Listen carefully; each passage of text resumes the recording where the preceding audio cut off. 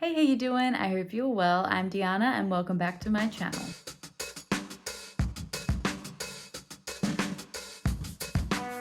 Today we're going to do another tag video. This is the Fantasy Romance Readers tag, which was created by Hannah from Hannah Blackwell Books, whose channel I love and adore. I have gotten so many recommendations from Hannah, and these questions just seemed like a lot of fun. So first question is, what book got you into fantasy romance for the first time? Okay, if we're counting paranormal romance into fantasy romance, that would be, does that count? Hold on. Let me double check. I don't, I think that they're separate. In my heart of hearts, paranormal and fantasy romance are separate. Paranormal along the sides of like urban fantasy. It's set in the modern day and it has like vampires and werewolves and that kind of thing rather than like elves and fae. So with that definition in mind, what is the first fantasy romance book that I read? Okay, this might take me a hot minute. One moment. I have two answers for this question because I'm not 100% sure if my first book is actually a fantasy romance, but one that I vividly remember reading as a teenager is the Moorhawk trilogy by Celine Kirian, and I was absolutely obsessed with this series.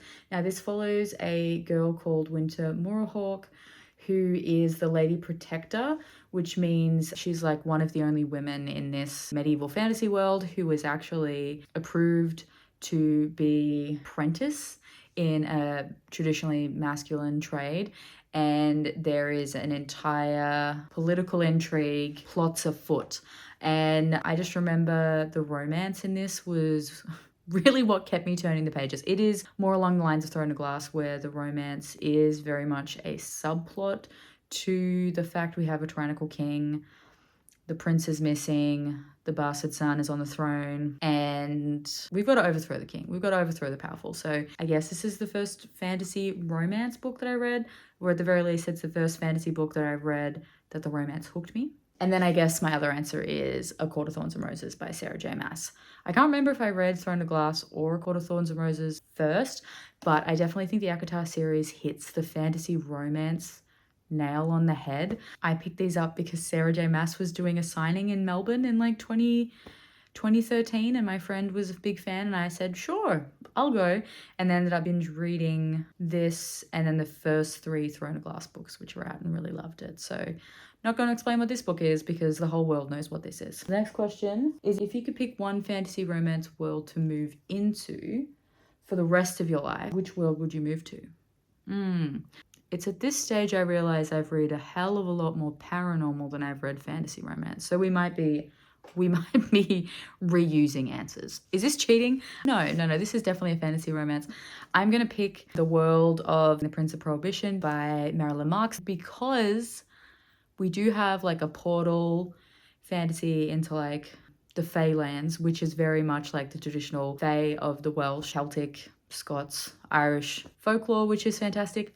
But it is set in Prohibition era in 1920s New York, where our Fae Prince is also a mafia kingpin. So I'd probably say I would love to move here because I would love to. I'm looking very 1940s right now rather than 1920s, but I think it would be a fun time to be in the 20s.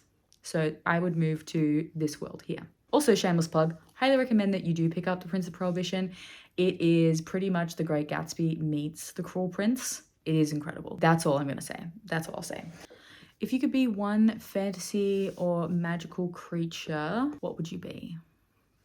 Is it really pedestrian to say that I would be a fae? I feel like that's, I think that's a cop-out. I don't think I'd be of anyone of importance. I'd probably say if we're going magical creature, I'd like to be a shifter. I think that'd be a fun time. Particularly like a fox or a wolf shifter. Yeah.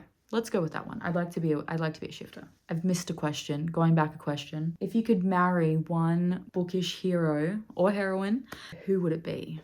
Now, there was a few contenders for this one. Looking at you, King Rain. But I have ultimately gone with Indigo from The Secrets in Blood and Shadow by Lana Pericek, which is the first book in her Season of the Vampires trilogy, but the 4th book overall in the Fae Guardians. I freaking love Indigo. Now, Fox, who's one of the Guardians who's in the Castles of Never and Nightmare, is also very close. He might be creeping in, but I've loved and known Indigo for longer, so I feel like that's got to count for something. Not that it really does, but I just love how chaotic this man is. He is like chaotic golden retriever vibes. And I don't think I've read a character who has been more in love with his fated mate than this man right here. He's obsessed, and I'm obsessed with him as well. So Indigo. Also, he's a vampire who I just love and adore. So they're like little bat boys. Any man written by Lana Pericek is my man. That's all I can say.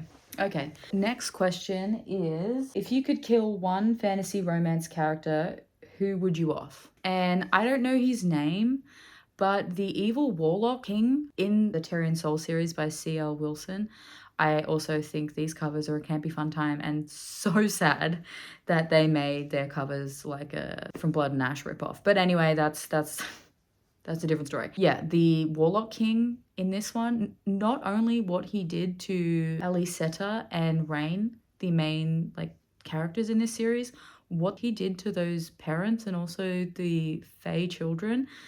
So in this world, the Fae live a long life, but they also have like fertility issues. He's managed to like, I don't know, he's like trying to be like this mad scientist, giving off like classic gothic mad scientist vibes, that whole archetype. But he's managed to steal a bunch of women and is like assaulting them. And I'm now just realizing I can think of at least another 2 fantasy romance books where evil characters have done that. So that's kind of sad. But yes, I would kill off this warlock man. Yeah, he was horrible. The disgusting feeling I got from someone like Joffrey from Game of Thrones was exactly the feelings and vibes I got from this man, nameless though he may be. Next question is, what fantasy romance character do you truly believe would be your IRL best friend? Now, a lot of these fantasy romance girlies are like assassins, are warriors, and I am very much a stay-at-home kind of gal. So I've gone with Morgan from The Gilded Wings by Jam and Eve, mostly because she is a librarian and I aspire to be a librarian after having finished my qualification. And at the start of the book, we see that her ideal night out is getting dinner with her best friend and maybe a few cocktails and heading home. And that sounds right up my alley. So 100% gone with Morgan from The Gilded Wings, which is a wonderful portal fantasy. Next question is, what would be your fantasy weapon of choice? I'd probably say a bow and arrow, just because anything long distance, that's probably going to go well for me. Anything close range, I would die. So let's go with bow and arrow.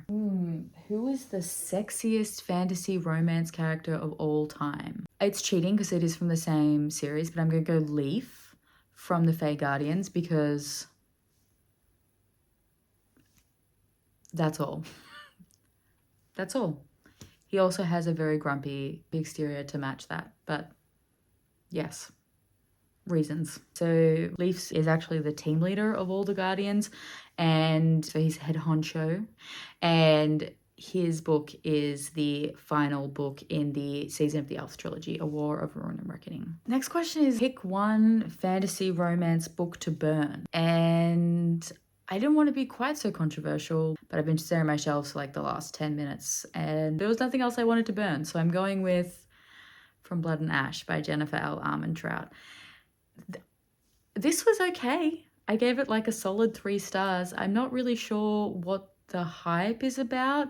I do have intentions of finishing this series. I hear book 2 is fantastic, but then everyone hates book 3 and we did that with Akatar. So I don't know if I can do it again with another series, but yeah, we'll go with this one. The next question is really hard. You can choose one fantasy romance book. It's the only book you will ever be able to read again. What is it? Now, I thought about cheating and saying like this omnibus edition, which is actually like 3 books in one, but I didn't. And then I figured, oh, maybe I can pick a series instead of a book, because most fantasy romance is a series. So even if you pick one book, you don't really get the full story. And then I decided to go with Half a Soul by Olivia Atwater, which is the first book in her Regency fairy tale series. Now, these books are completely standalone. Like, this couple is mentioned in the other two, but they are completely standalone books.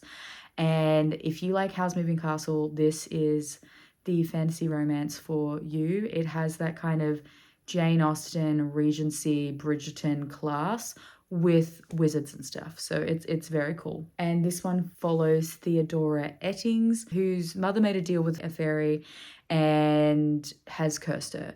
So she was supposed to be like taken to the Fae realm because the Fae are fascinated with British upper culture and figured the best way to learn how to be more British is to steal a noble, and he decides to get Theodora because of the curse. However, her cousin comes and saves her, stabs her with the scissors, and he only manages to take half a soul, as the title suggests. With half her soul missing, she has no fear. It kind of gives like neurodivergent coded in that way, in that she doesn't necessarily understand social cues as well as she would have, doesn't really have any fear or shame. And I kind of love that, because here is a woman who was in like high society Regency England, where there's a lot of rules, there's a lot of must be doing what we can to keep our reputation intact, and she's just like, nah, I don't care. And then she ends up roped in with the Lord Sorcery, who is like the head wizard, a very grumpy man named Elias Wilder. So he doesn't give Hal vibes, because Hal is like the most overdramatic man I've ever read in my life. So he very much gives like a broody, grumpy man, and she wants him to help, you know, get her other half of her soul back, but then she gets caught up with the situation that Elias is investigating. So I definitely would choose this. Love the vibes. Also, it's quite short and it's a fully contained story. So I feel settled if this was the only book I would get to reread. If you could recommend one fantasy romance book to a reader that was new to the genre and wanted to try it out, what book would you recommend? Now, I am cheating in the fact that I've picked two, but I feel like these are like comp titles, and actually it's like one for like a YA reader and then one for a adult reader. So the books that I've chosen are The Daughter of Smoke and Bone by Lani Taylor and Rhapsodic by Laura Thalassa. So these are both portal fantasies, which I feel are a good way to get into a fantasy romance, because both books start in the real world and then you are slowly they're both trilogies. So over the trilogy, you're slowly introduced to the fantasy world and what's happening there. So starting with A Daughter of Smoke and Bone, this follows Rue. She is a university student in Prague, but she also works for Brimstone, who is from elsewhere. And she goes on these like hunting trips for him. I just remember there's a whole thing with teeth and bones. I can't remember if she actually kills them or she just goes to collect teeth. Anyway, they need that to help with their magic, and basically this book follows what's essentially a big battle between heaven and hell. So Karoo is working with the Chimera, who are like the devil-like creatures, and then we have, what's the name of the guy she falls in love with? Akvia, I'm going to put the name here, and he is a seraph or an angel, and love ensues. And then for our new adult audience, I've picked Laura Thalassa's Rhapsodic. This one follows Calypso, who is a siren, and as a teenager ends up killing her stepfather because he is a predator, put simply, and she ends up calling on the Bargainer, who is this mysterious Fae Lord who will, basically he gives me kind of Rumpelstiltskin vibes in the fact that he will, you know, clean up your mess, grant you a wish, but you will owe a bargain to him and he will come collecting. Gets rid of the dead body, sends Calypso to school. However, she is the only person in the world who has rows and rows of beads, because the bargainer lets her have more than one bargain. Something happens and she cannot get in contact with the bargainer and they kind of break up.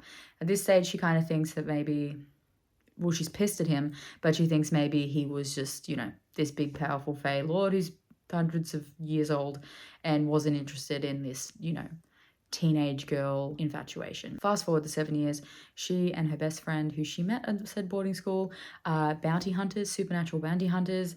And what happens? But the bargainer marches back into her life and is ready to collect on her bargains. Again, like with Daughter of Smoke and Bone, we do have a portal fantasy, and we find out more about who Des is and what his role in the Fey world is, and that there's also this kind of very scary mystery happening to his people and also the people across the other Fey courts, and Calypso is there to help him figure out what's going on. So yes, highly recommend this one.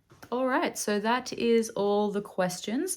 If you want to do this tag, well, voila, I tag you. So you can, let me know in the comments down below some of your answers to this. Or we can do a fuck, marry, kill with 3 fantasy romance books. That could be fun down in the comments. If you'd like to see more content from me, please like and subscribe. I post new videos every Sunday. In the description box below, I will leave links to all my social media if you want to follow me or chat to me in other corners of the internet. Anyway, that is all for me today, guys. I hope you're doing all kinds of well, and I will speak to you soon. See ya!